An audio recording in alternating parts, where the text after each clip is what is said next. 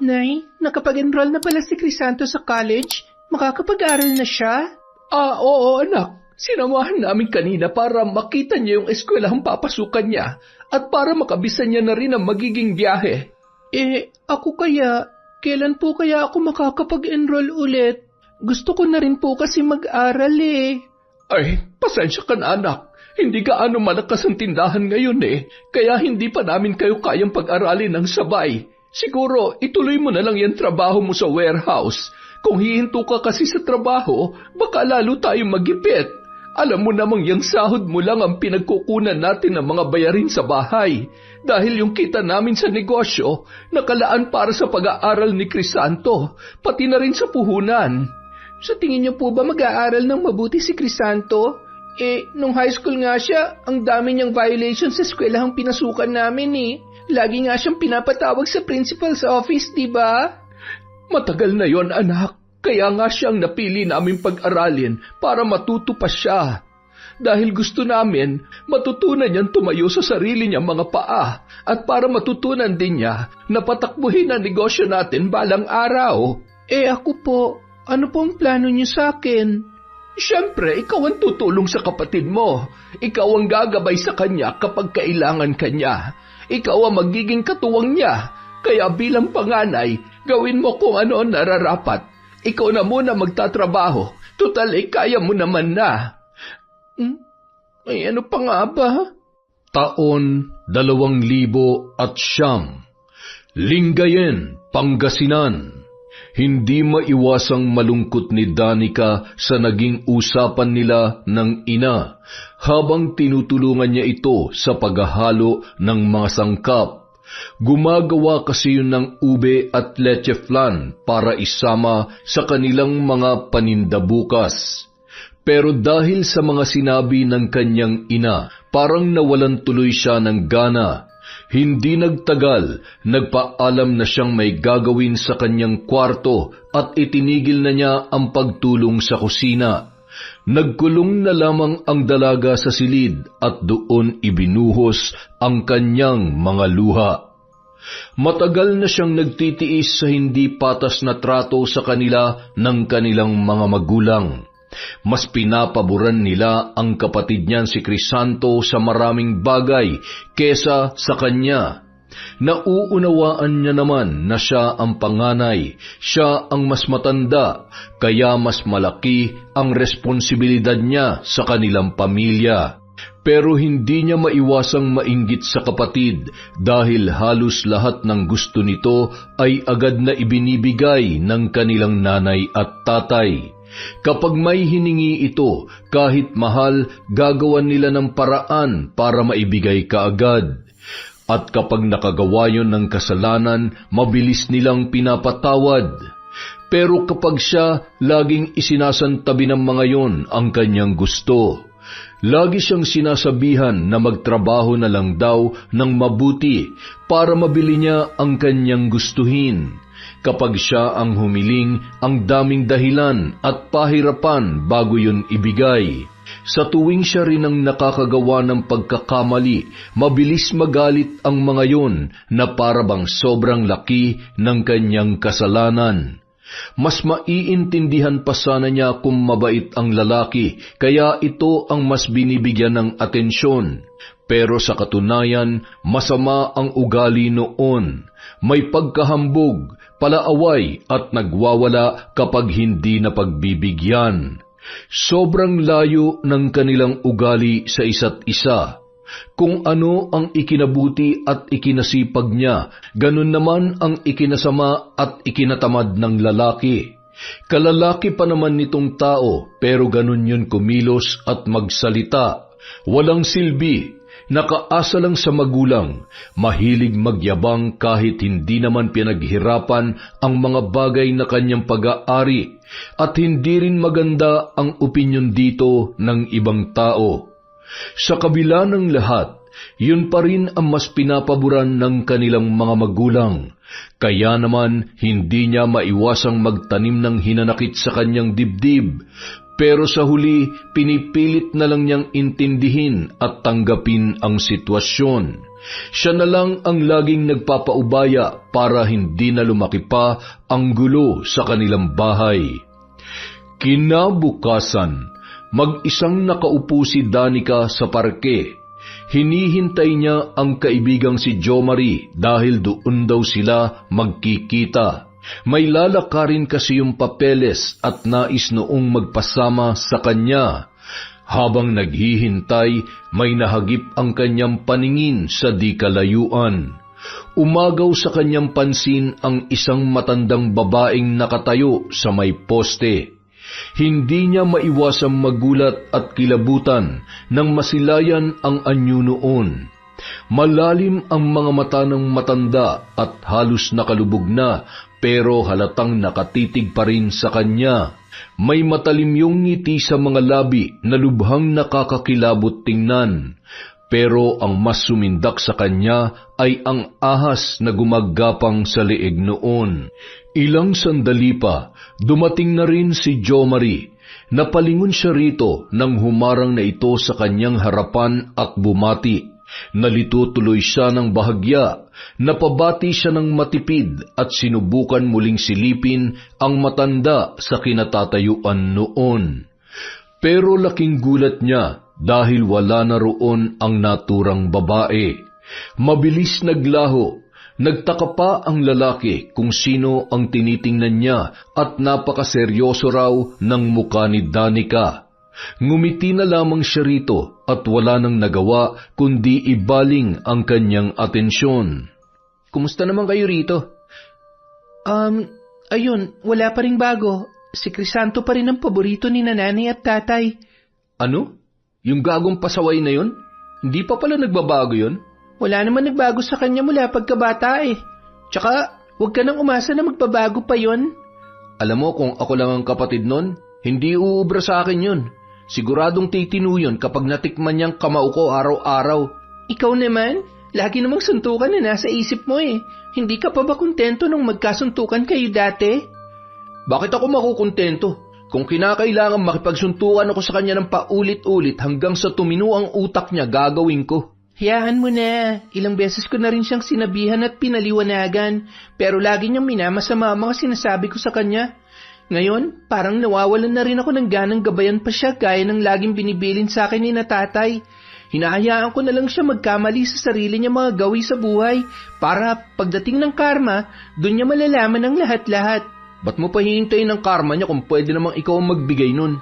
Ikaw talaga? Puro na lang away ang nasa isip mo.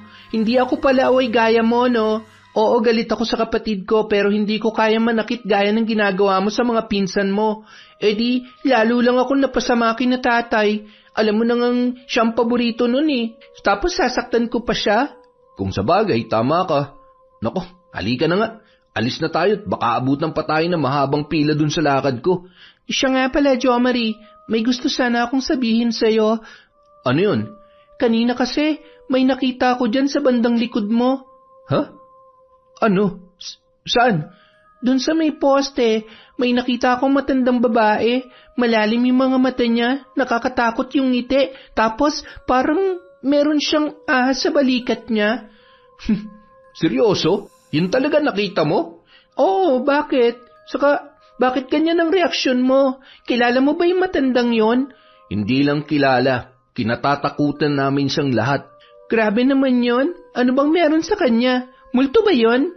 Siguro hindi mo pa alam ang tungkol dito dahil hindi ka naman mahilig sa mga kwentong nakakatakot. Pero kahit nung pambata ako, usap-usapan na yung matandang may malalim na mata na nagpapakita sa mga piling tao. Ang tawag sa kanya rito, Esperanza. Walang nakakaalam kung saan siya nakatira, kung taga rito ba siya o kung dayo. Basta, ang alam ng marami noon, nagpapakita siya sa mga taong may tinatagong hinanakit sa dibdib o may matinding galit na pinagdadaanan. Madalas, tinutukso raw niya ang mga biktima para mag-isip sila ng masama sa kanilang kaaway at mapilitang kunin ang kanyang serbisyo na barangin ang mga yun. Ano? Totoo ba yun?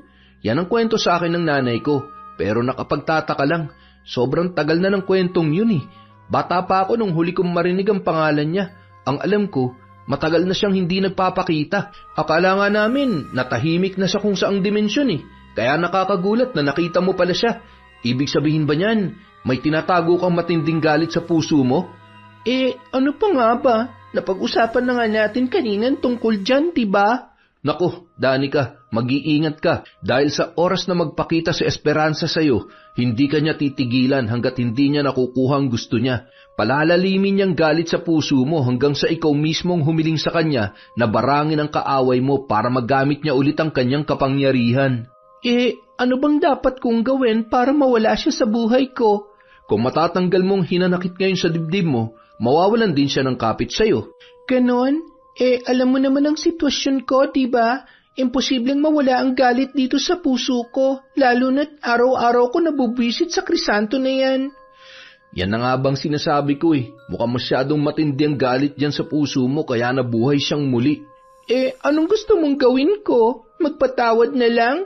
Ikaw nga tukso ng tukso sa akin kanina na suntukin at saktan ko rin siya, tapos ngayon bigla ka magsasabi ng ganyan? Akala ko kasi talaga wala na siya Akala ko matagal nang napaglipasan ng kwento ni Esperanza. Kung alam ko lang nababalik ulit siya, hindi ko na sana sinabi yun.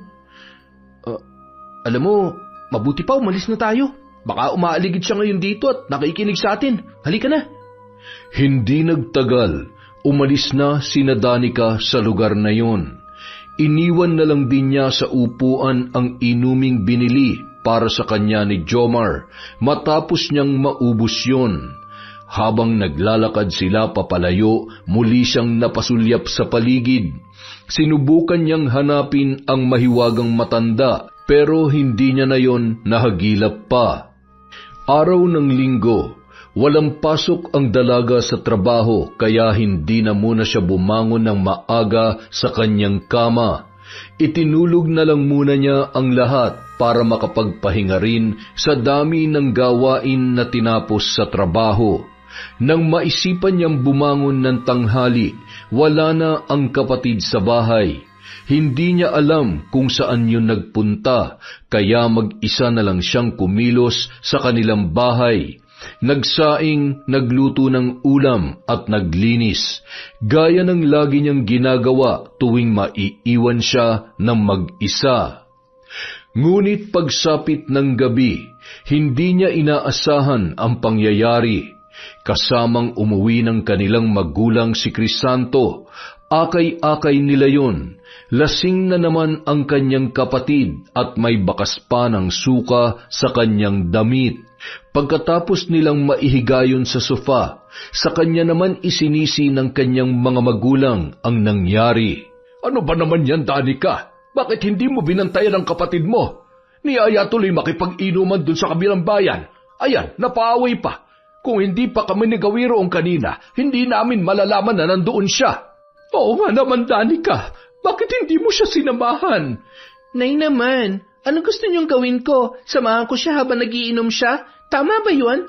Tsaka, pahinga ko ngayong araw sa trabaho. Natural pagod na pagod ako kaya hindi ko na siya nabantayan. Pagising ko kanina wala na siya. Maaga siyang umalis dito Hindi ko naman kontrolado ang mga lakad niya. Ikaw ang nakatatandang kapatid. Responsibilidad mong bantayan at bawalan siya. Hindi sana mangyayari to kung hindi mo pinabayaan. Tay, hindi ako nagkulang sa pagbabantay at pagbabawal sa kanya. Lagi ko yung sinasabihan at alam niyo yan. Pero yung mga ginagawa niyang yan, desisyon niya yan. Saka nakikita niyo rin naman kung paano ako sagot-sagutin yan kapag nagkakausap kami. Tapos kinakampihan niyo pa. Mas matanda ka. Ikaw dapat ang nagpapakita ng magandang halimbawa. Paano ka gagayahin ng kapatid mo kung puro init din ang ulong inaatupag mo? Kaya siguro hindi ka sinusunod dahil pinapangunahan mo ng galit. Ikaw dapat ang umintindi sa kanya, hindi yung kapag galit ka na, pababayaan mo na lamang. Kapatid mo pa rin yan na dapat mong bantayan at alagaan. Tay naman, 24 na yan. Hindi na siya bata para bantayan o samahan pa sa lahat ng lakad niya. May sarili na siyang buhay at desisyon. At sa edad din niyang yan, hindi na dapat siya tinuturuan pa. Dapat alam niya ng tama at mali. Pero ano nangyari? Kinukonsinti niyo pa rin at pinag-aaral niyo pa talaga. Tingnan lang natin kung makakatagal yan ng isang semester. Baka nga hindi na umabot ng 1 taon yan sa eskwelang papasukan niya at magbarkada na naman gaya ng dati. Hindi ka namin pinalaki para maging ganyan, ha? Kahit ano pang gawin niya, dapat mo pa rin siyang disiplinahin. Kami ng nanay mo, busy kami. Nakatutok kami dun sa tindahan. kaya hindi namin siya maasikaso araw-araw. Ikaw ang kapatid niya, kayo ang magkasama. Sa'yo dapat nagmumula ang disiplina. Tay, naririnig niyo po bang sinasabi niyo? Ako pa talagang pagdidisiplinahin niyo dyan? Kayo magulang, kayo dapat ang gumagawa niyan. Sorry pero hindi ko na talaga kaya itong ginagawa niyo. Lagi niyo na lang akong pinagtutulungan. Ako na lang lagi lumalabas na masama rito sa bahay.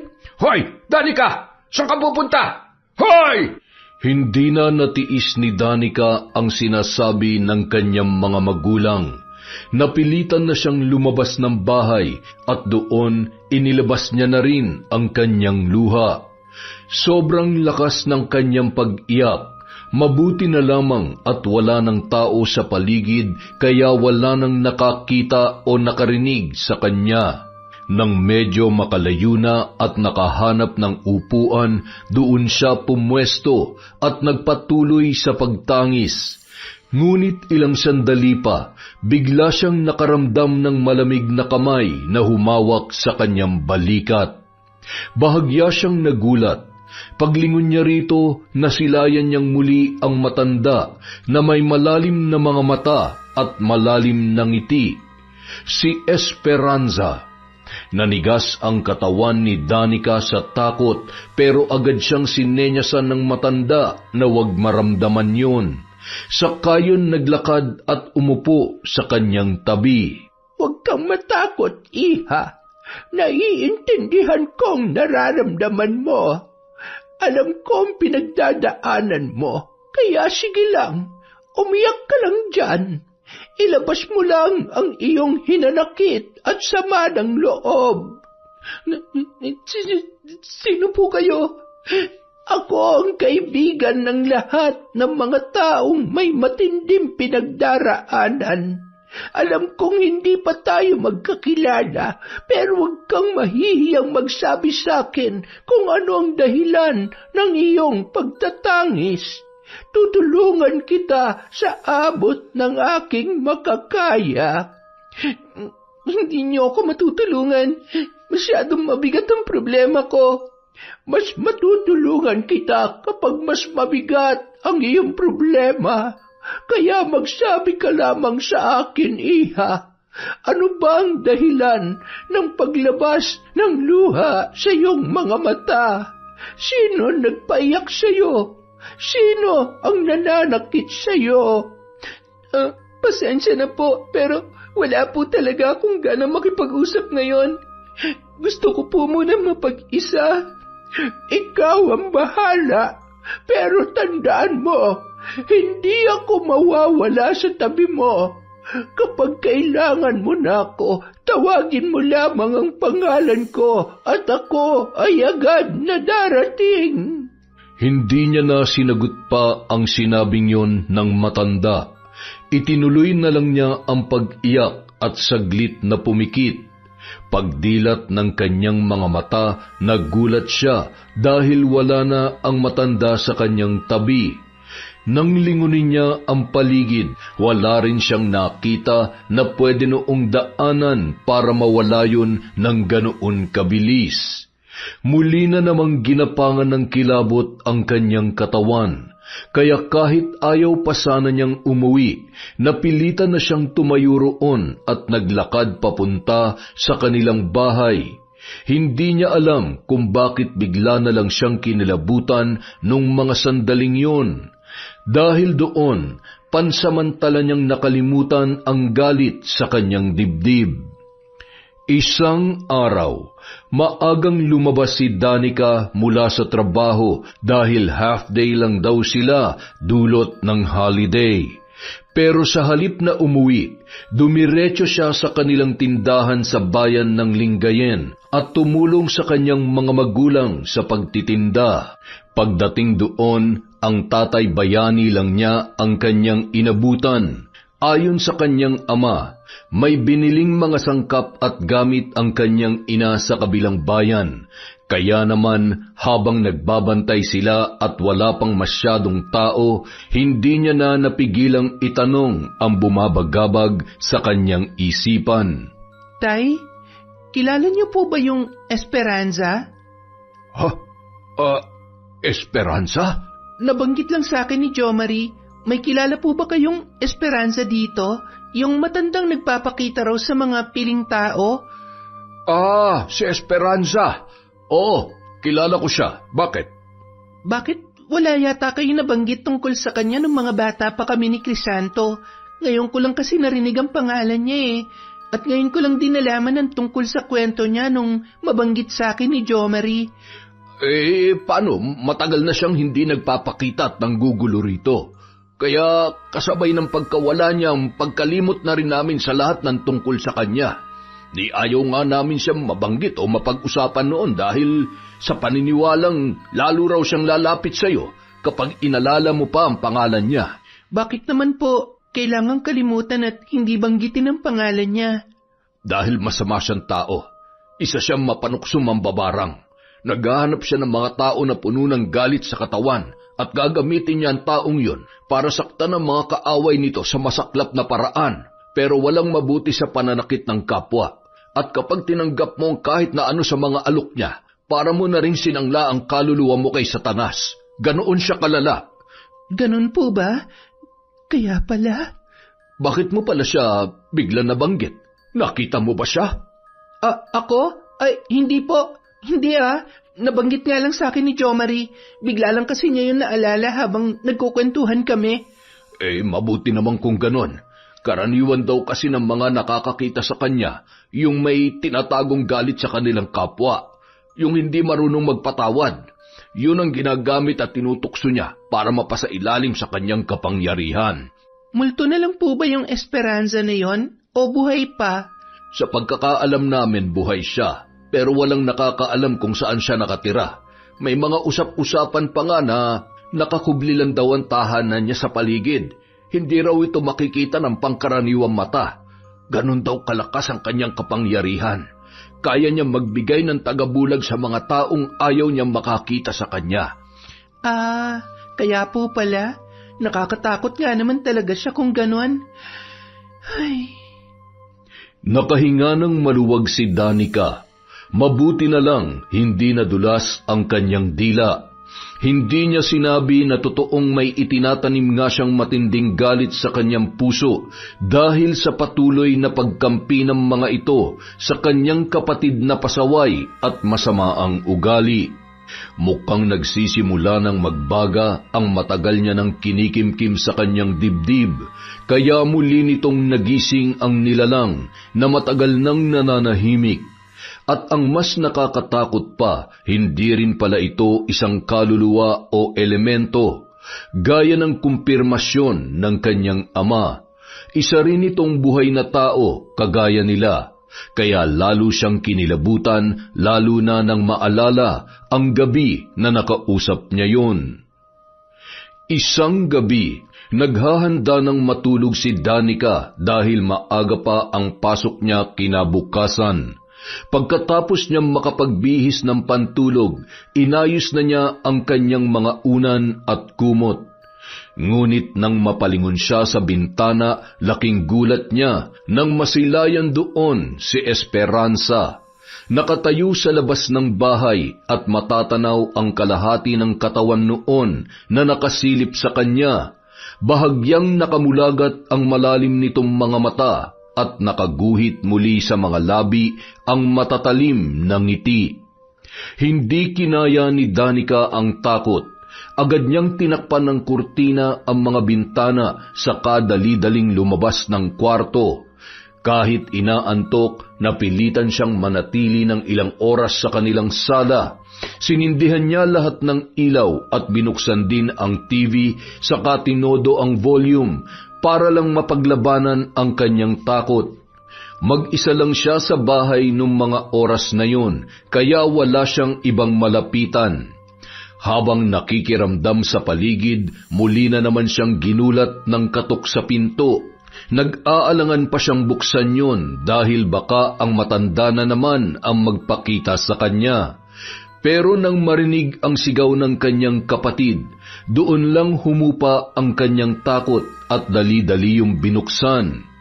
Nagulat si Danica nang makitang lasing na naman ng lalaki at pasuray-suray na pumasok sa pinto. Nagreklamo pa yon sa ingay ng bahay pati sa pagkakabukas ng lahat ng ilaw. Kaya hininaan niya ang TV at pinatay na rin ang ilaw sa kusina at banyo. Bakit ang ingay? Ano ba yan? Hinaan mo nga yan. Ano ka ba? Huwag ka nga nagsisisigaw. Saka bakit umuwi ka na naman ng lasing? San ka na naman ba galing? Ako na naman ang mapapagalitan niya sa ginagawa mo eh. Ano bang pakialam mo? Malaki na ako, te. Wala kang karapatang pagbawalan ako na parang bata. Si nanay nga, hindi ako binabawalan eh. Aba, palibasa ikaw ang paboritong anak kaya inaabuso mo naman. Huwag mong hintayin maubos ang pasensya nila sa'yo. Kung ako sa'yo, Crisanto, magtino ka na at magpakalalaki ka naman kahit minsan. Ang tanda mo na hanggang ngayon wala ka pa rin trabaho. Tapos balak ka pang pag-aralin ulit ni nanay. Pagka-graduate mo, anong edad ka pa kaya makakapagtrabaho niyan? At sigurado ka ba na makakapagtapos ka? O baka ganyan lang ang gawin mo tuwing uuwi ka? Dami mo naman sinasabi. Magpapahinga na nga lang ang tao, putak ka pa ng putak dyan. Doon ka magpuputak sa may puno, kausapin mo yung mga manok, wag ako. Alam mo, hindi ako nagkulang sa pag-aalaga at pagmamahal sa'yo bilang bunsong kapatid ko. Pero ikaw to nagbibigay ng dahilan sa akin para sukuan ka. Nung una naiinggit ako sa'yo dahil ikaw na lang lagi ang pinipili nila nanay. Alam mo kung bakit? Kasi lalaki ka at ikaw ang gusto nilang humawak sa negosyo nila. Ayaw ko mang aminin pero nasa lumang panahon pa rin ang pag-iisip ni nanay. Naniniwala pa rin sila na mas maswerte at mas uunad ang isang negosyo kapag lalaki ang humahawak. Kaya nga mula noon, ikaw lagi ang pinapaboran nila. Ikaw lagi ang tinuturuan. Pero anong ginagawa mo? Sinasayang mo lang ang lahat. Kaya naisip ko na hindi naman pala kita dapat kainggitan. Dahil ang layo natin sa isa't isa. Puro kahihiyan lang ang ginagawa mo sa pamilya. Tumigil ka nga. Wala kang kwenta. Wala kang karapatang sabihan ako ng ganyan. Pag hindi mo ako tinigilan, baka, ay nako, isusumbong kita kay nanay. Eh di magsumbong ka. Diyan ka naman magaling eh. Lagi nagtatago sa saya ni nanay dahil wala kang sariling desisyon. Kahit lalaki ka, mas lalaki pa sa iyong mga bakla. Wala akong pakialam kahit magsumbong ka pa. Bahala ka matulog dyan sa sala. Hindi kita papapasukin sa kwarto. Pagkatapos niyang talikuran ng kapatid, narinig niya pa yung nagmura ng paulit-ulit at nagwala.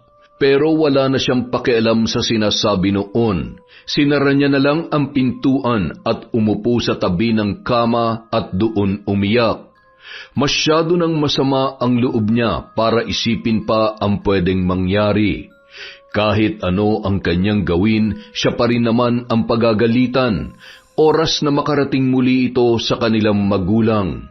Siya ang laging sinisisi kung bakit pinababayaan niyang maglasing ang kanyang kapatid. Sa gitna ng pagtangis ng dalaga, bigla niyang naalala si Esperanza. Pero sa halip na mangilabot, wala na siyang naramdaman ni katiting na takot. Kahit ilang ulit niyang isipin ang pagpapakita nito, parang wala na yung epekto kay Danica. Nang sumunod na gabi, biglang nagising ang dalaga na masama ang pakiramdam. Kahit anong gawin niya, parang may mali sa kanyang paligid na hindi niya maintindihan. Hindi nagtagal, biglang bumigat ang buo niyang katawan at hindi na siya makakilos. Biglang binangungot si Danica. At habang nasa ganoon siyang kalagayan, bigla siyang nakarinig ng sunod-sunod na bulong sa kanyang tainga. Umiikot ang mga yon sa bawat sulok ng kanyang ulo. Hindi niya maintindihan pero sobrang takot ang kanyang naramdaman. Halos tumayo na ang lahat ng kanyang balahibo sa katawan. Habang naririnig ang mga bulong na yon, bigla na lamang may lumitaw na figura sa di kalayuan. Unti-unti yung lumapit kay Danica. Habang papalapit, naaninag niya ang malalim nitong mga mata na puting-puti at dilat na dilat. Saka biglang nagpakawala ng nakakapangilabot na tawa na nagpalakas sa kabog ng kanyang dibdib. Sa paglapit nito sa kanya, tuluyan niyang nasilayan ang nakakapangilabot na anyo ni Esperanza. Hinaplos nito ang kanyang muka. Naramdaman niya ang malamig na kamay na parang haplos ng isang bangkay. Nais niyang pumikit pero hindi niya magawa. Iginalaw na lamang niya ang mga daliri saka umusal ng dasal sa kanyang isipan. Makalipas ang ilang sandali, unti-unti nang gumalaw ang kanyang katawan at nawala na rin ang nilalang na nasa kanyang harapan. Naglaho rin ang mga bulong at nanumbalik na ang pagiging normal ng buong paligid. Doon lamang siya nakahinga ng maluwag at napahaplos sa kanyang dibdib. Panginoon, tulungan niyo po ako.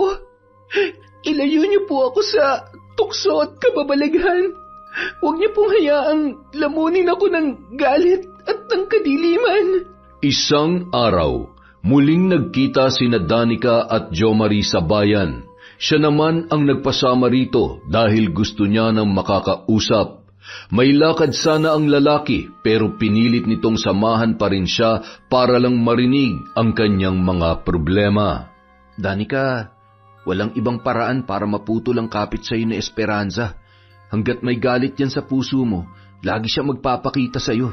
Hindi mo yan mapipigilan.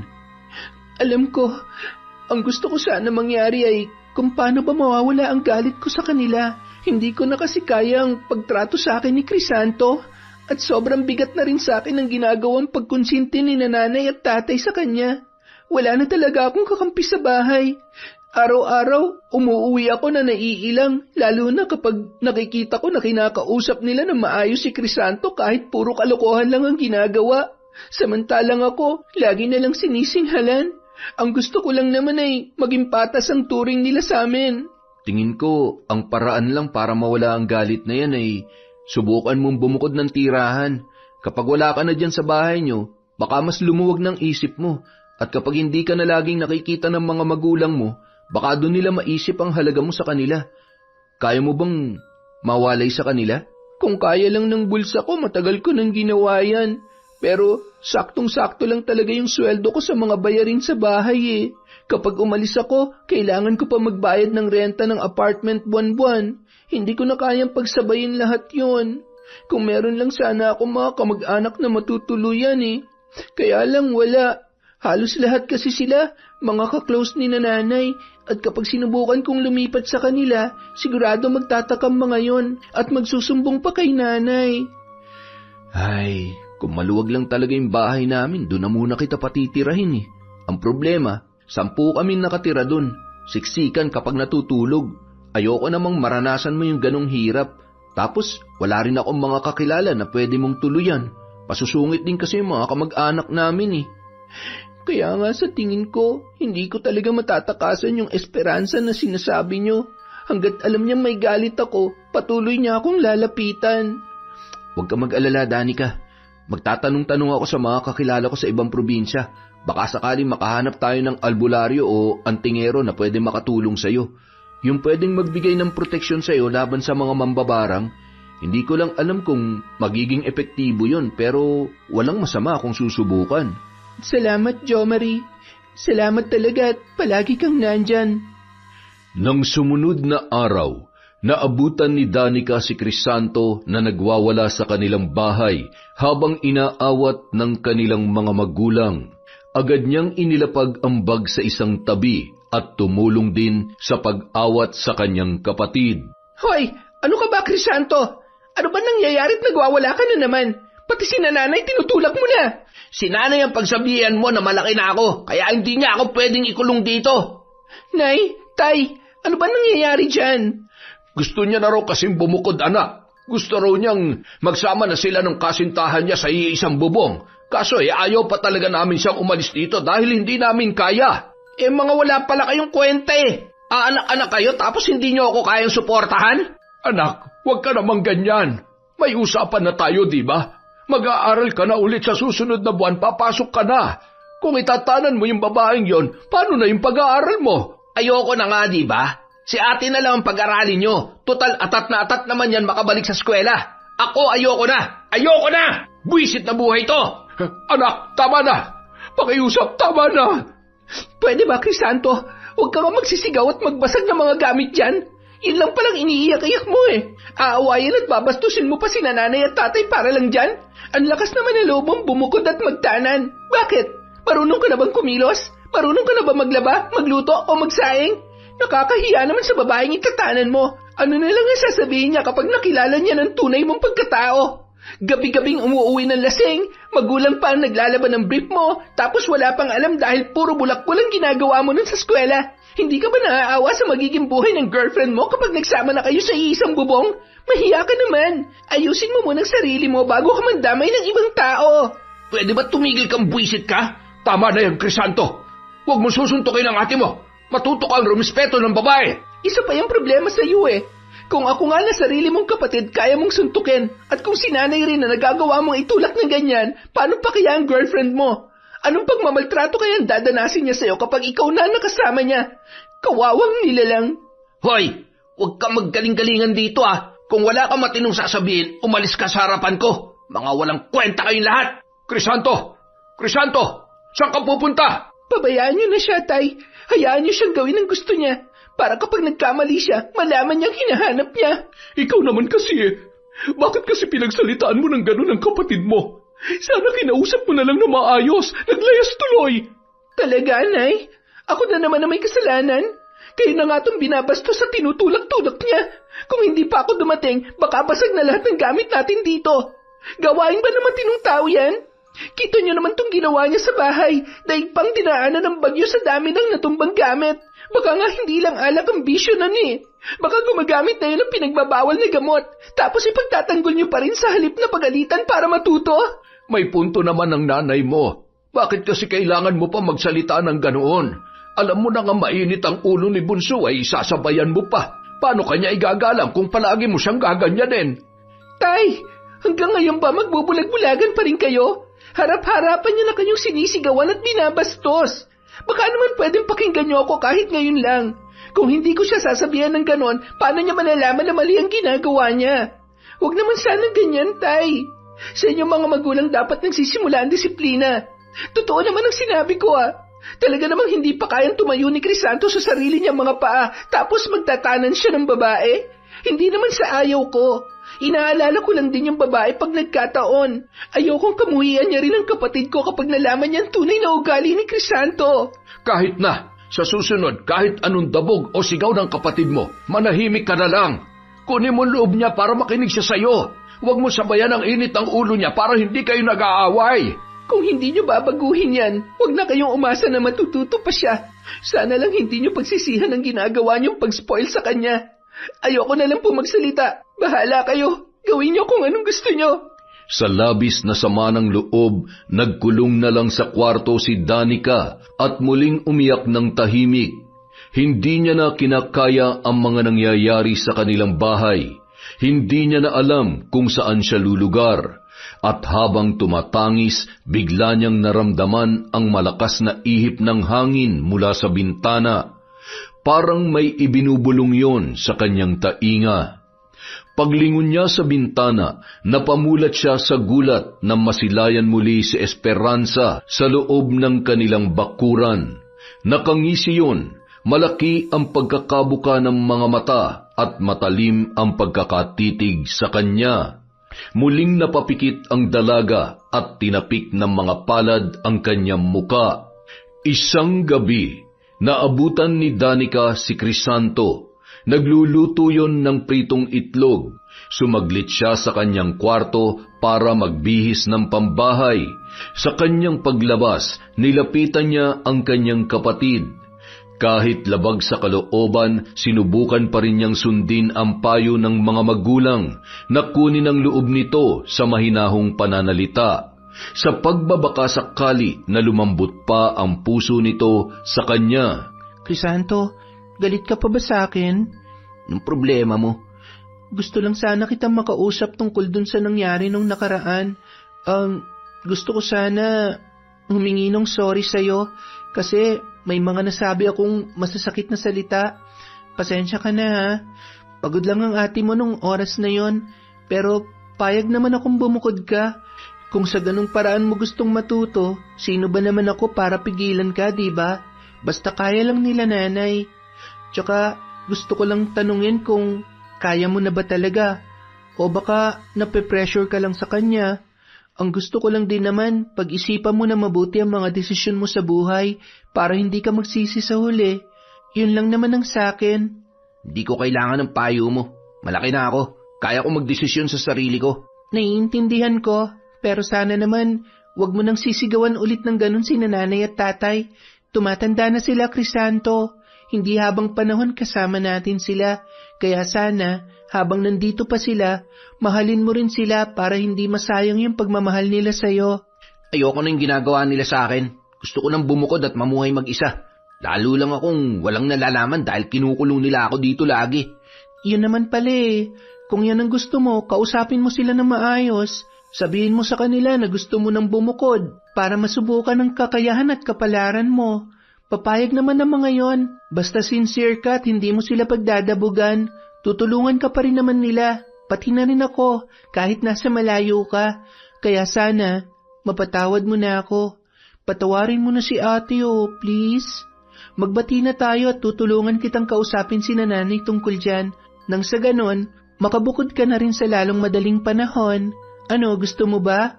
Ayoko magpaawa gaya ng ginagawa mo. Hindi ko rin kailangan ng tulong mo. Wala sa inyo makakaintindi kung anong gusto kong gawin sa buhay ko. Kikilos ako mag-isa. Ayoko nang binabawalan at sinasabihan ko anong dapat kong gawin. Pero, Crisanto... Iwan mo na nga ako. Lalo lang ako nababadrip pag nakikita kita eh. Alis na! Napayuko na lamang si Danica para itago ang pagpatak ng kanyang mga luha. Hindi na siya nakapagsalita. Tumalikod na lamang ang babae at nagbalik sa kanyang kwarto. Pagpasok doon, biglang sumidhi na naman ang galit sa kanyang dibdib. Parang gusto niyang balikan ang kanyang kapatid at sigawan para makaganti man lang sa ugaling ipinakita nito. Pero pilit niyang pinigilan ang kanyang sarili. Ayaw na niyang madatnan pa sila ng mga magulang na nag-aaway. Lalo lang siyang masasaktan kapag nakitang kinampihan na naman ng mga ito ang lalaki kesa sa kanya.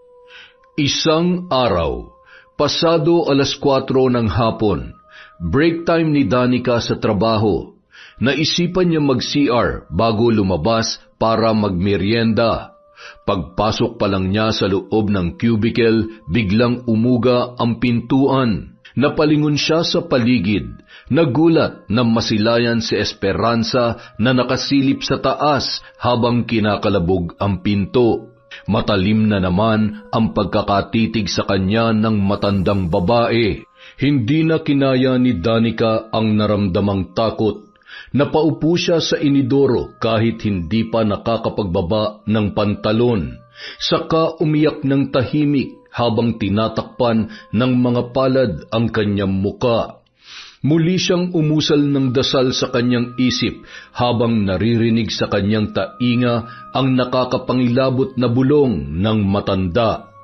Kung wala pang taong dumating roon para mag-CR din, hindi na niya alam kung gaano siya katagal mananatiling magmumukmuk doon.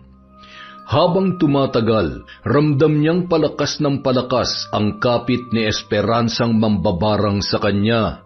Dahil sa mga nangyayari sa kanilang buhay, lalo ring tumitindi ang galit at hinanakit sa kanyang dibdib.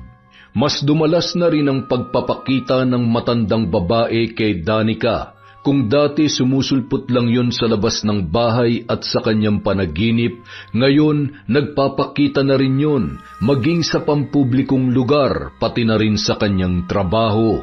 Nawawala na siya sa focus at hindi na rin makatrabaho ng maayos. Isang gabi, sa kanyang pag-uwi, naabutan niyang nagkakagulo sa harap ng kanilang bahay. May mga lalaking pilit pinagtutulungan si Crisanto habang ang nanay Sonia niya at tatay Bayani naman ay panayang awat. Agad siyang tumakbo para pigilan ang mga yon, pero bago pa siya tuluyang makalapit, isang eksena ang muntik nang nagpahinto sa pagtibok ng kanyang puso. Naglabas ng patalim ang isa sa mga kaaway ng kanyang kapatid. Sasaksakin na dapat ito, pero biglang humarang ang kanyang ina, kaya doon tumama ang patalim. Nagulat ang lahat Pati siya ay nanlambot ang mga tuhod nang makita kung paano bumagsak ang nanay Sonia niya matapos yung masaksak. Ang tatay Bayani naman niya ay humagulgol na lamang ng iyak habang yakap-yakap ang kanyang asawa. Nang tuluyan na siyang makalapit, doon pa lamang naawat ng mga barangay tanod ang grupo. Si Sonia agad ang kanyang nilapitan at hindi rin napigilan ang mapaluha. Hindi nagtagal, biglang bumagsak ang kanyang tatay habang hawak-hawak ang kanyang dibdib. Hindi nito kinaya ang mga pangyayari kaya inatake yun sa puso. Umalingaw-ngaw ang sigaw ni Danica sa buong paligid habang patuloy silang pinagkakaguluhan ng kanilang mga kapitbahay. Si Crisanto naman nasa isang tabi lamang, nakatingin pero hindi makalapit sa kanyang mga magulang. Parang nakukonsensya yon pero ayaw ring magpakita ng malasakit o pagmamahal sa kanyang pamilya. Makalipas ang ilang oras, pinuntahan ni Jomari si Danica sa ospital kung saan isinugod ang tatay nito. Wala pa ring malay si Bayani at kasalukuyang nakakonfine habang nasa tabi sila at nagbabantay. Danica, ano nangyari? Inatake si tatay, tapos si nanay. Wala na siya. Nasa morgue na si nanay. Ano? Bakit? Ano ba nangyari? May inutangan palang grupo si Crisanto na pinambili niya raw ng cellphone at tablet nung nakaraang taon. Akala ko naman, nabili lang niya yon kasi sabi niya inipon daw niya yung mga binibigay sa kanya ni na tatay. Galing pala sa utang lahat yon. Kanina pinuntahan siya ng grupo, sinisingil na siya. Nanlaban kaya naglabas ng patalim yung isa, kaso si nanay yung nasaksak. Ano? Diyos ko naman, bakit nagawa ni Crisanto yon? Bakit niya kailangan mangutang? Ano pa bang aasahan mo sa lalaking yon? Ang hindi ko na matanggap, hanggang sa huling hininga ni nanay, si Crisanto pa rin ang iniisip niya. Umabot sa puntong iniharang niya ang sarili niya para saluhin yung saksak. Hindi ko matanggap kung bakit kailangan pang gawin ni nanay yun. Teka, nasa na ngayon yung kapatid mo? Hindi ko alam at wala akong pakialam. Niayaw ko siya makita. Baka kung ano lang ang magawa ko sa kanya dahil sa kanya wala na si nanay. Tapos critical pa ang lagay ni tatay. Kasalanan niyang lahat ng to. Hayaan mo, hindi naman magtatagal yun. Siguradong magpapakita rin yun sa atin. Pero hanggang sa maiburol si Sonia sa kanilang bahay, walang Crisantong nagpakita sa kanila. 5 araw lang dapat ibuburol ang kanilang ina, pero humiling si Bayani na nung sandaling yon ay magaling na maghintay pa ng 2 araw para sa pagdating ng kanyang anak. Baka raw kasi nagpapalamig lang yon ng ulo dahil sa mga nangyari. Pero hanggang sa maihatid sa huling hantungan si Sonia, hindi pa rin nagpakita ang kanilang anak. Hindi man lang nun dinalaw ang kanilang ina na nagligtas sa kanya. Kaya naman, naging sukdulan ang galit ni Danica. Hindi niya na napigilan ang pagbugso ng kanyang damdamin sa kanyang kapatid. Napakasama mo, Crisanto. Isinusumpa kita. Dahil sa'yo wala na si nanay, tapos hindi ka man lang nagpapakita. Hayop ka. Wala kang konsensya. Wala kang kwenta. Hindi napigilang umiyak ng dalaga sa harap ng puntod ng kanyang ina. Ilang araw na rin ang lumipas mula ng mailibing yun. Tuwing lalabas siya sa trabaho, doon siya unang dumidiretso. Wala siyang ibang ginawa kundi umiyak at magalit. Hindi niya maintindihan kung bakit kailangan niyong saluhin ng kanilang ina. Napahamak yon dahil sa pagliligtas sa paborito niyang anak na wala nang idinulot sa kanilang buhay kundi perwisyo. Pagka-uwi sa bahay, lahat ng gamit ng kapatid ay itinapon ni Danica sa basurahan. Wala siyang itinira, pati mga damit noon. Sa sobrang galit, binuhusan niya pa ng langis ang mga yon saka sinilaban ng apoy para masunog at wala nang matira pang bakas. Habang namumugto ang mga mata ni Danica sa kakaiyak, bigla na naman siyang nakarinig ng bulong mula sa labas. Kahit bulong lang yon, para sa kanya sobrang lakas. Narinig ng kanyang tainga. Napilitan siyang lumabas ng bahay. Mula sa di kalayuan, nasilayan niyang muli si Esperanza. Ngunit imbis na matakot, natagpuan niya ang sarili na lumalakad papalapit doon. Habang naglalakad, diretso niya lamang tinititigan ang matanda. Labag man sa kanyang kalooban na sumama nung una, pero masyado nang malalim ang kanyang galit sa kanyang kapatid. Kaya kung anuman ang alukin ng matanda, parang hindi na niya nakikita ang sarili na matatanggihan pa yon. Nakapag-isip-isip ka na ba? Gusto mo na bang parusahan ng kapatid mo? Sabihin niyo nga sa akin, paano niyo ako matutulungan? Tungkulin kong magbigay ng parusang barang sa lahat ng mga taong kagaya ng iyong kapatid. Sa kanila ko ginagamit ang aking kapangyarihan. Masama man sa paningin ng iba, pero ang hindi nila naiisip ay mas masama pa rin ang mga gumagawa ng krimen sa paligid. Hindi nila alam kung gaano nakarami ang aking natulungan at nabigyan ng hustisya dahil sa parusang ipinataw ko sa mga tunay na gumagawa ng kasamaan sa mundong ito. Paano niyo paparusahan ng kapatid ko? Hindi na nga siya nagpakita sa amin mula nung masaksak si nanay. Hindi ko na alam kung saan siya nagpunta. Baka nakakalimutan mo na mambabarang ako, iha. Nasa akin lahat ng kapangyarihan para mabigyan siya ng parusa kahit saan pa siya magtago. Nasa iyo na lang kung papayag ka o magmamatigas pa rin. Hayaan mo na lang bang patuloy na magtago ang iyong kapatid nang hindi man lang hinaharap ang lahat ng kanyang kasalanan? Pwes, kayo nang bahala sa kanya. Isinusuko ko na siya sa inyo. Kung pwede lang, mula ngayon tigilan niyo na ako.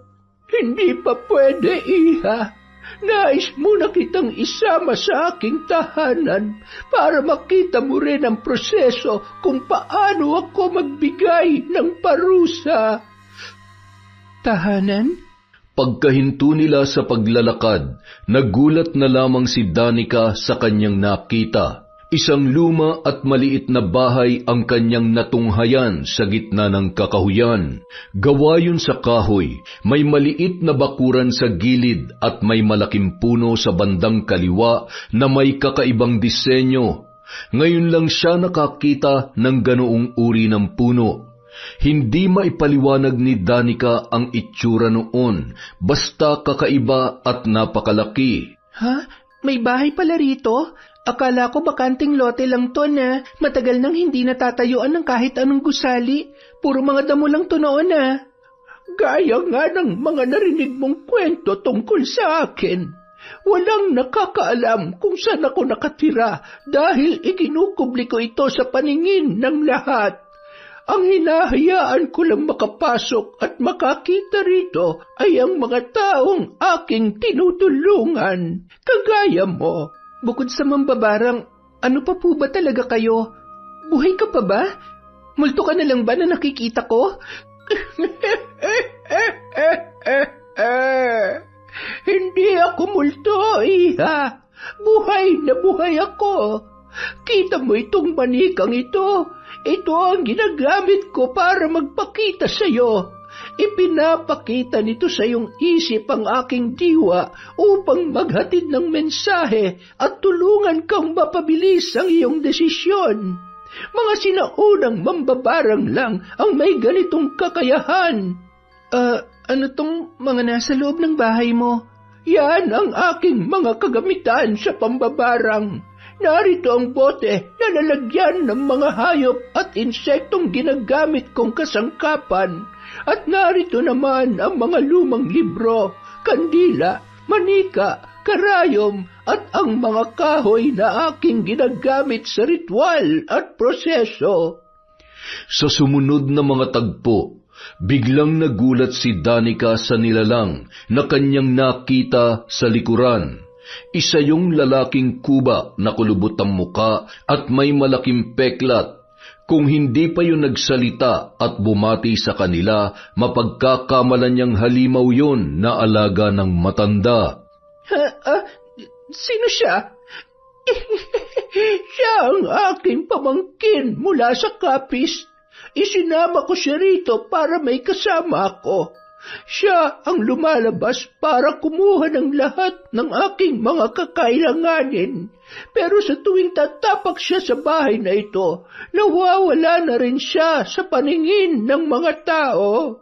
Nakakatakot naman tong bahay niyo. Sobrang dami ng kababalaghang nangyayari. Pero wala kang dapat ikatakot. Bagkus ay ikaw pa nga ang makikinabang sa lahat ng ating gagawin. Dahil sa gagawin natin, mapaparusahan na ang kapatid mo at mabibigyan na rin ng hustisya ang nanay mo. Mabuti na lamang at nagawa pang makaligtas ng iyong ama. Kung siya'y napahamak, baka hindi na kita nahintay at ako na nagparusa sa walang hiya mong kapatid. Ang ayaw ko pa naman sa lahat, yung mga batang nanlalaban sa kanilang mga magulang. Sa pamilya ko, kahit ano pang galit ng aming magulang, hindi namin sila sinisigawan o nilalabanan. Ginagalang namin sila at minamahal. Kahit nagmula kami sa angkan ng mga sinaunang mambabarang, mataas ang respeto namin sa mga taong nagluwal sa amin sa mundo. Pero kasalanan din naman yun ng mga magulang ko. Kung hindi lang sana nila in-spoil o binaby si Crisanto, hindi sana yung lalaking hambog. Ayan, yan ang gusto ko. Pairalin mo lang ang iyong galit. May karapatan kang magalit sa mga taong katulad niya. Hindi dapat hinahayaang mabuhay ng masaya ang mga ganong tao habang ikaw ay nagdurusa. Kaya kung nasan man ngayon ang kapatid mo, ipinapangako ko sa iyo, siya mismo ang babalik para humingi ng tawad. Dahil hindi niya kakayanin ang sakit at sumpa na ipapataw ko sa kanya. Yun ay kung mapapatawad ko pa siya. Sa haba ng panahon kong nagtiis at nagpaubaya, wala na siyang puwang sa puso ko.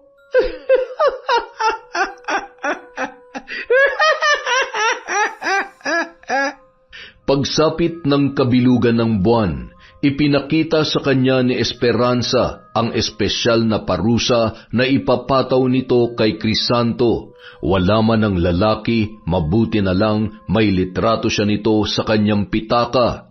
Isang family picture nila yon, 7 taon na ang nakalilipas. Pinunit ng matanda ang litrato at ang piraso lang ni Crisanto ang kanyang kinuha. Gamit ang pulang tinta at balahibo ng manok, sinulat niya sa likod ng litrato ang buong pangalan ng lalaki, pati na rin ang araw ng kapanganakan noon. Sa kanya yon pinatakan ng kandila sa harap at hinulog sa isang bote na naglalaman ng buhay na butiki.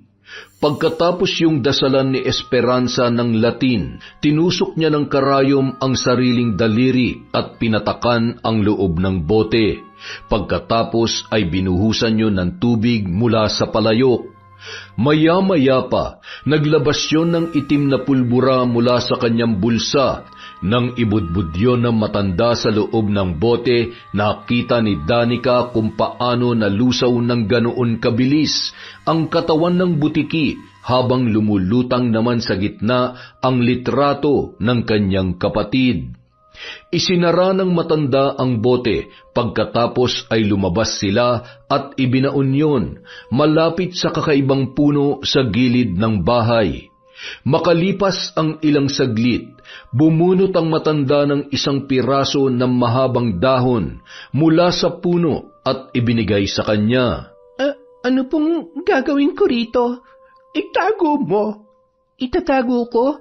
Kapag gusto mong pagalingin ang kapatid mo, sunugin mo lang ang dahong yan at gagaling na siya. Bakit ko naman siya gustong gumaling? Kaya nga ako nandito para ipasumpa siya, di ba? Wala na akong balak bawiin ang sumpa ko. Hindi lang yan ang silbi ng mahiwagang kapiraso ng dahong yan. Malalaman mo rin yon balang araw. Kaya mabuti pang itago mo na lamang muna. Ay nako, sige na nga. Umirap si Danica at tinupi ang dahon saka inilagay sa kanyang bulsa. Ano nang susunod na gagawin? Tapos na ang ating ritual. Hindi magtatagal, kakapit na sa katawan niya ang espesyal na sangkap na binuo ko para sa kanya. Pwede na ba akong umalis? Malaya ka nang lumabas sa aking bahay, Iha. Maraming salamat sa iyong tiwala. Naway makamit mo na ang hustisya at kapayapaang hinahanap mo. Hindi na sumagot pa si Danica. Tumango na lamang siya at lumabas ng bahay. Ngunit hanggang sa huling sulyap, nakita niyang nakatingin pa rin ang matanda at dilat na ang mga mata. Samantala, umuwi namang lasing sina Crisanto at ang kasintahan nito. Doon na siya tumutuloy sa isang bahay ng kanyang girlfriend sa Tarlac. Wala na sila sa Pangasinan. Batid niyang nailibing na ang kanyang ina, pero wala pa rin siyang muka na maiharap dahil sa nangyari. Lalong-lalo na sa kanyang kapatid. Hindi rin niya maisip kung gaano na katindi ang galit noon sa kanya. Kaya naman minabuti niyang tumakas na lamang at magtago habang nagpapalamig ng kanyang pangalan. Nauna na sa kwarto ang babae para magpahinga. Siya naman ay naghubad muna at nagpunta sa banyo para sumuka. Hindi na nawawala sa kanya ang pagsuka tuwing malalasing. Ngunit sa pagkakataong yun, nagulat siya sa kanyang nakita. May nahulog na butiki sa inidoro na tila sumabay sa kanyang pagsuka. Napaisip lamang siya nung una. Inakala niya na nasa inidoro talaga yon at baka hindi lang niya napansin. Kaya hinayaan na lamang niya at binuhusan ng tubig ang naturang inidoro. Ngunit ng mga sumunod na araw, nagtuloy-tuloy pa rin ang kanyang pagsuka kahit hindi na siya nakainom. At sa bawat araw na ginagawa niya yon, meron pa ring patay na butiki na sumasama. Doon na siya nagsimulang mabahala. Agad niyang sinabi sa kanyang girlfriend ang nangyayari sa kanya. Ngunit maging ito ay hindi rin alam ang gagawin. Palibhasa pareho silang walang alam sa buhay na umaasa lamang sa kanilang mga magulang. Naglakas loob na magtanan kahit hindi pa handa dahil hindi nila nakayanan ang tawag ng laman. Mula nang lumipat sila doon, walang gabing hindi nila pinaliligaya ang isa't isa. Lahat na yata ng kalayaan ay nasa kanila na. Pero ngayon, may kakaibang nangyayari sa kanya na hindi niya maipaliwanag. Habang tumatagal, palalayon ng palala. Bukod sa pagsusuka, nagkakaroon na rin ng patay na butiki ang kanyang dumi. Kapag umiihi, sobrang init sa pakiramdam na para siyang pinapatakan ng sabaw ng kandila. Ngunit pilit pa ring binabaliwala ni Crisanto ang lahat. Kahit ang dami na niyang nararamdamang kakaiba ay hindi pa rin niya naisipang magpagamot o magtanong-tanong man lamang. Natatakot kasi siya sa pwedeng malaman. Ayaw niyang marinig na may kinalaman dito ang mga nagawa niyang kasalanan. Hanggang isang araw, nagulat na lamang ang babae nang masilayan siya sa kama. Bigla na lang kasing pumayat ang kanyang katawan. Lawlaw na ang kanyang balat, litaw na ang mga buto, at lumalim din ang kanyang mga mata. Hindi na makatayo, dala ng sobrang panghihina dahil inaapoy na siya ng lagnat. Ang tanging nagagawa na lamang ni Crisanto ay umungol at umiyak. Isang gabi, napasigaw na lamang ang kanyang kasintahan, dala ng sobrang sindak. Makalipas ang 5 buwan, masaya na sa kanyang buhay si Danica. Bukod sa na-promote siya sa kanyang trabaho, siya na rin ang paboritong anak ng kanyang ama. Mula nang makarecover ito sa sakit, humingi yun ng tawad sa kanya, pati na rin sa hindi patas na turing nila ng asawa sa kanilang dalawa ni Crisanto. Nangako ang kanyang ama na babawi ito at ibibigay sa kanya ang pag-aaruga at pagmamahal na hindi nito naibigay noon dahil masyado silang nakatuon sa bunso niyang kapatid. Sa mga panahon ding yun, sila na ng kaibigan niyang si Jomari. Kung kailan maayos na sana ang lahat, saka naman may dumating na balita na hindi niya akalain na darating pa sa kanya. Dumalaw sa kanila ang isang babae na nagpakilala na girlfriend ni Crisanto. Ibinalita nito na may malubharaw na sakit ang lalaki at hinahanap si Danica.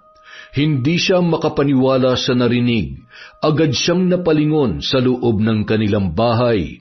Mabuti na lamang abala ang kanyang ama sa kusina, kaya tila hindi nito narinig ang sinabi ng babae. Sinara niya ang pinto sa kayon nilapitan. Kinausap niya ang babae sa labas ng gate. Pagkatapos ng kanilang pag-uusap, tinawagan niya agad ang kanyang nobyo. Kinabukasan, lihim nilang pinuntahan ang kinaroroonan ng kanyang kapatid sa Tarlac. Hindi na niya ito sinabi sa kanyang ama. Natatakot siya na baka biglang magbalik ang buong atensyon nito kay Crisanto oras na malaman noon kung nasaan ang kanyang kapatid. Sigurado ka ba, babe? Handa ka na bang harapin ang kapatid mo kahit ikaw ang nagpabarang sa kanya? Wala na akong balak tanggapin siya sa buhay ko, pero gusto ko lang makita kung ano nang itsura niya ngayon. Gusto kong makita ang epekto ng barang sa kanya ni Esperanza. Sinasabi ko sa'yo, delikado tong ginagawa mo. Hindi mo na dapat tinanggap ang alok ng matandang yun. Kung hindi ko tinanggap, hindi ko mararanasan ang lahat ng to. Ngayon na nga lang ako naging mahal ng buo ni tatay dahil wala na sa eksena ng lalaking yun eh. Gusto ko lang malaman kung anong kalagayan niya. Pagkatapos aalis na din tayo. Ngunit nang makita ni Danica ang kanyang kapatid sa bagong tahanan na tinitirhan noon, labis siyang nagulat at napapikit. Kahit inaasahan niyang matindi ang epekto ng barang na nakakapit dito, hindi pa rin niya naiwasang magulat at masindak. Butot balat na lamang si Crisanto. Hindi na nakakagalaw, maging ang kanyang ulo ay hindi na mabaling sa kaliwa o sa kanan. Tanging mga mata na lamang niya ang naililingon kay Danica. Maging si Jomari ay nalungkot nang makita si Crisanto. Hindi niya kinaya ang awa at napalabas na lamang sa kwarto. Si Danica na lamang ang naiwan para kausapin ang kanyang kapatid. Ngunit sa kabila ng lahat, hindi niya akalaing makakapagsalita pa ang lalaki. Nagulat siya nang bigla yung bumati sa gasgas at hirap na pagsasalita. Ate, buti at dumating ka. Salamat. Kita mong nangyari sa'yo? Ikaw may kagagawan yan. Ate, alam ko, ikaw ang may gawa nito. Alam ko na, pinarurusahan mo ako. Ano bang sinasabi mo? Alam kong, parusa ito na ipinataw mo sa akin. Kung sakaling sa akin nga galing yan, ano naman ang gagawin mo? Ate, gusto kong humingi ng tawad. Patawad, ate. Sorry.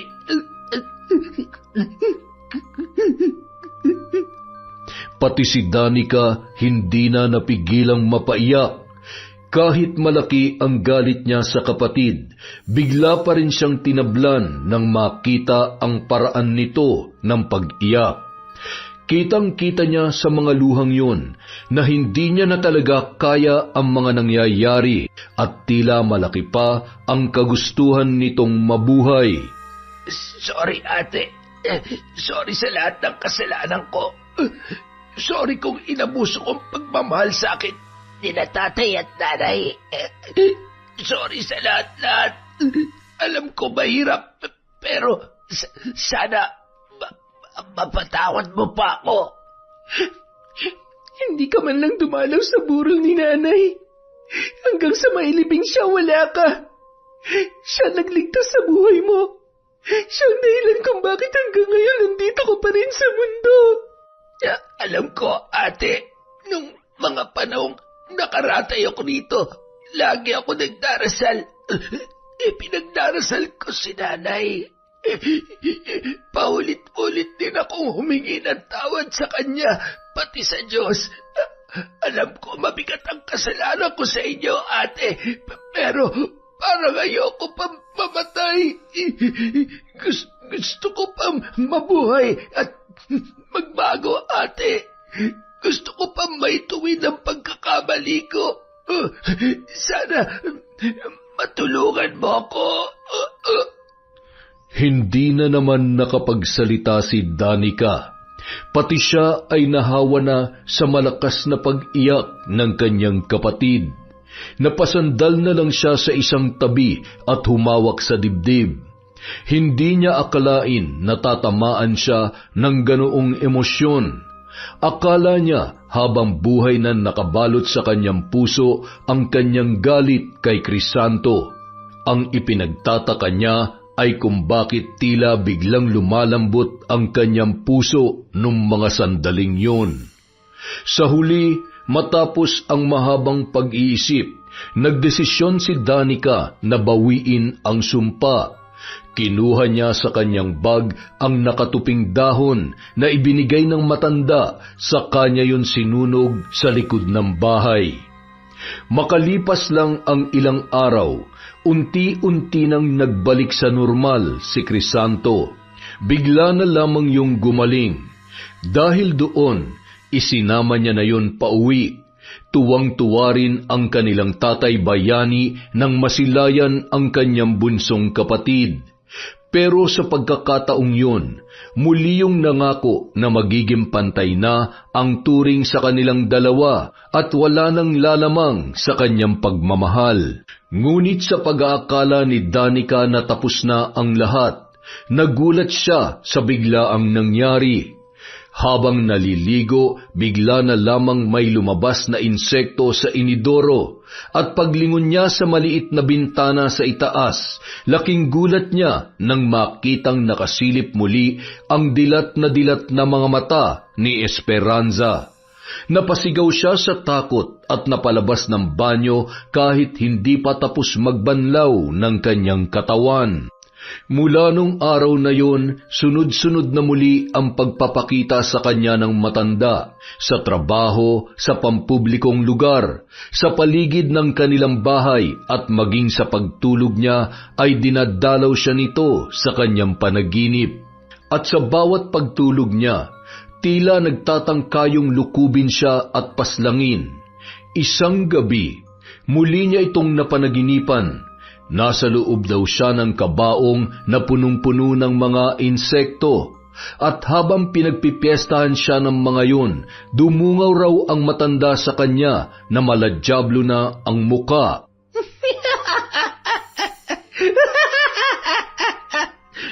Bakit ka nandito? Anong ginagawa mo? Bakit mo ako binabalikan? Nakuha mo ng gusto mo. Binigay ko na sa iyo ang kaparusahan ng kapatid ko. Siyang tunay. Pero sa kabila ng lahat, napili mong sunugin ang dahon at pagalingin siya. Oras na gawin mo yon. Pumapayag ka na sumailalim sa akin ang iyong kaluluwa hanggang sa huling buga ng iyong hininga. Kaluluwa mo ang kapalit, oras na gamitin mo ang dahon para pagalingin ang tao na pinarusahan mo. Madaya ka! Hindi mo sinabi sa akin ang tungkol dyan. Sino ka ba para sabihan ko? Wala naman talaga akong pakialam sa inyong lahat. Hindi talaga hustisya ng mga taong kaaway niyo ang hinahanap ko. Dahil ang nais ko lamang ay palakasin palalo ang aking kapangyarihan. At magagawa ko yon gamit ang bawat kaluluwang makukuha ko mula sa inyong mga naging kliyente ko. Kaya humanda ka, Danica. Araw-araw, oras-oras, at gabi-gabi mo akong makikita hanggang sa mabaliw ka at kitlin ng sarili mong buhay.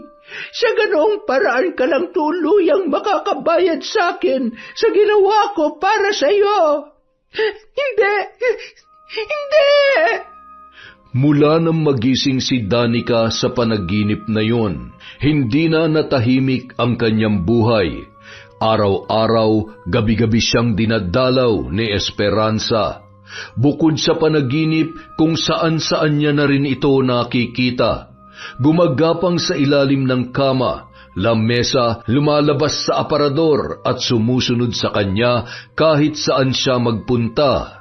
Sa pagkakataong yun, siya naman ang nagkasakit, pero hindi siya dinapuan ng malubhang karamdaman gaya ng sa kanyang kapatid. Bagkus ay unti-unti siyang nasiraan ng bait dahil sa paulit-ulit na pagpapakita ng matanda.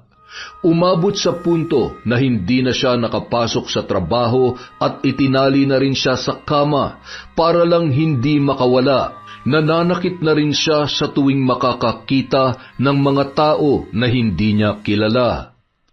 Ano ba nangyayari kay ate? Bakit siya nagkakaganito? Sinasabi ko na nga ba, mukhang ito na yung kapalit ng pagpapagaling na ginawa niya sa'yo. Ganito ang kapalit na hinihingi ng mambabarang na si Esperanza. Mahabaging Diyos, tulungan niyo po ang anak ko. Anong gagawin natin? Kilala ko yung mambabarang na nakausap niya. Dalawa lang ang paraan na pwedeng makapagpawala ng sumpang ito. Una, kapag napapayag natin siya na bawiin ang sumpa. Pangalawa, kapag namatay siya, mawawala rin lahat ng sumpa at sakit na nilikha niya. Pero saan natin siya hahanapin? Di ba wala nakakaalam kung saan matatagpuan ang bahay ng Esperansang yon? May alam na akong paraan, Tito. Kailangan nating umalis ngayon din. Pupunta tayo sa probinsya namin sa Batangas. May susunduin tayo ron. Nung araw ding yun, sinundo nila ang kakilalang antingero ng kanyang mga ninuno. Bagamat wala na yung kakayahan para labanan ang kapangyarihan ng mambabarang, may alam siyang paraan para tanggalin ang tagabulag o engkantasyon na nagmumula sa mga yon. Gumagana lang yun sa mga bagay at sa mga lugar, hindi yun pwedeng gamitin sa tao. Sumama sa kanila ang antingero, dala-dala ang lahat ng kanyang mga kagamitan, kabilang na ang makapangyarihang mutya ng mata ng buwaya. Yon ang ginamit nila para makita kung saan nakakubli ang tirahan ng matanda. Inabot sila ng ilang araw bago natagpuan yon. Doon lang pala nila makikita sa gitna ng abandonadong lote na pinamahayan na ng matataas na damo. At sa gabing yun, naging madugo at mapangahas ang takbo ng mga pangyayari. Sunod-sunod ang sigawang naganap, pati na ang nanggigigil na boses ni Crisanto. Kinabukasan, nagbalik na sa dating katinuan si Danica. Hindi siya makapaniwala. Nang lapitan siya ng kapatid, lalo siyang nagulat sa ipinahayag noon. Napatay ko yung mambabarang na gumawa sa'yo nito, ate. Ano? Napatay mo? Paano? Mahabang kwento pero nakagawa kami ng paraan para matuntun siya. At sa sobrang galit ko, hindi ko na napigilan ang sarili ko. Bakit mo ginawa yun, Crisanto? Buti hindi ka napahamak. Handa akong gawin ang lahat para sa'yo, ate. Wala na yung sumpa. Patay na siya. At yung kasamahan naman niyang pangit, nakakulong na sa barangay. Ligtas ka na, ate. Ligtas na tayong lahat. Ginawa mo yun para sa akin? Sa pagkakataong ito, nakapatay ako ng tao. Pero wala akong pinagsisisihan sa ginawa ko. Ipinapangako ko rin na ito na ang magiging huling kasalanan ko. Pwede na tayo magsimula ulit, ate. Tayong tatlo nila tatay at ni Bebe Jomari mo. Salamat, Crisanto. Maraming salamat. Nung araw na yun, doon palang naging ganap ang kasiyahan sa buhay ni Danica at ng kanyang pamilya. Marami silang natutunan dahil sa nangyaring yun. Si Crisanto natutong wag nang maging hambog at samantalahin ang pagmamahal ng kanyang magulang. Si Danica naman natutunang magpatawad at hindi kailanman magiging solusyon ang permanenteng galit sa kanyang dibdib. Habang si Tatay Bayani naman natutunan ang kahalagahan ng pantay na pagmamahal para sa mga anak upang wala sa kanila ang maging makasarili, mayabang at masamang tao. Yun! Isa na namang malupit na kwento mula sa kwentong Enteng. Hindi po dapat natin ini-spoil ang mga bata. Dahil dyan, meron tayong shout out. Simulan po natin kay Mary Jewel Estrada. Hi kay Manisan Mamot Mapadtaya. Shout out po kay Mel Santarita, kay Francia Camilla, kay Liza Banyaga, kay Michelle Enghug, John Michael Enghug, Raven Baloro, Neil John Solana, Masangkay Tundo from Nanet Rosal. Hi po kay Shauma TV, kay Nengneng. Hello din po kay Teresita Reyes. Sa Amamang Pang and Santos family from Jackie Demilian. Hi po kay Yolanda Malinis, kay Danilo Astor, kay Jay Camacho, kay Irene Aquino Agno na nasa Brunei from Sariaya, Quezon. Hey, hi din po kay D. Delicious. Hi po kay Gemstone Claro, kay Johnny Rojas, kay Luz Aclaro, kay Josie Aniban, kay Kim Bara, shout out kay Sally Roldan, kay Yasmin Bautista, kay Sydney Crosswind, hi kay Jocelyn Nazareno, kay Nida Pangilinan from Pampanga, kay Betty Velasco, Jobel Baldonasa, kay Noemi Garcia Pabunan, kay Joy Aniban, hi po kay Jenny May Madriaga, kay Zairand Lapuhapo, kay Alma Mihay, kay Chris Ann Seneta, hello din po kay Mirna Alfaro, kay Miss Hot Vampire, hi din po kay Hannah Maylin Segundo, kay Evelyn Santos, kay Ness, shout out po kay Tom Galindez, kay Len TV2, kay Virginia Pontillas, Mayumi Cañete,